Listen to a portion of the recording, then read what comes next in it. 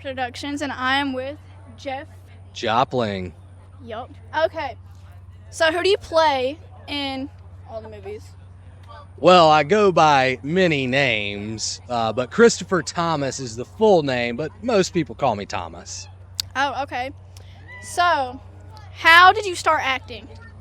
I started acting in like stage productions as a child. Did that for many, many years, probably till 14-ish, and then took time off, and I've known Mitch for 20 plus years, and he called me one day. I was like, hey man, you want to brush off those acting skills? I said, you know what? Sure will. And now here we are, and almost 3 movies down. All right. So what's your experience, like what's the best experience you've had on set so far? Any set? Yeah. So for me, it was certainly doing Sea of Madness on the USS Kidd. There's obviously no beating the authenticity of actual Navy warship, being able to film on it, and just, it's literally sitting in history while filming a movie. That's just not going to be surpassed, I don't think. All right. So what's your most favorite film that we've done so far? So my favorite one that we've done so far is maybe different than what people think, but thus far it's the one that we've not even completed. It's about 30% of the way through production, and it's going to be the Bog Anthology. I just because it was the most fun to me. Sea of Madness is a close second because of the setting and it being a full length, but I think the Bog Anthology is going to be great. And the second best thing that happened on set was meeting this guy right really? here. Second best? Well, the first best was being in the presence of so many great historical people on the ship itself. That's true. That's true. Yeah. That was by far the best part. Okay. So if you could change one thing about your character, what would it be? Believe it or not, I would change his name. I don't personally like the idea that he goes by his last name a lot of times. But that's just a personal quirk of mine. So I would just change his name. All right. So, while you've been acting, what is something you've learned from acting?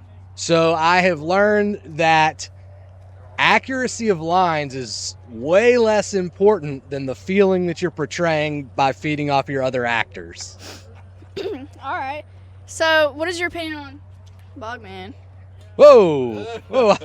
I thought he was dead. I thought he was dead. I don't think he is. I don't have my 6-shooter on me.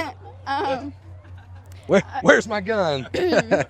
Which monster is your favorite, from our film? Oh yeah, Bogman by far. Gotta give him some credit. Yeah, 100%. He man. is my favorite. Big man right there. Anyways, okay, so what are a few things that you would kind of change in your script or like in the movie, or would you not change anything at all? Yeah, so that's hard for me to say because I was not involved in the writing of it. And so certainly anybody that picks up a script, any actor, I believe, when you read it, there's things that you would change. The great thing about Mitch is a lot of the things that I would change, I have changed because Mitch is a relatively open director and allows me the creative freedom to sort of do it and say it how I want to in most situations. All right. What's your favorite thing about working with Mitch?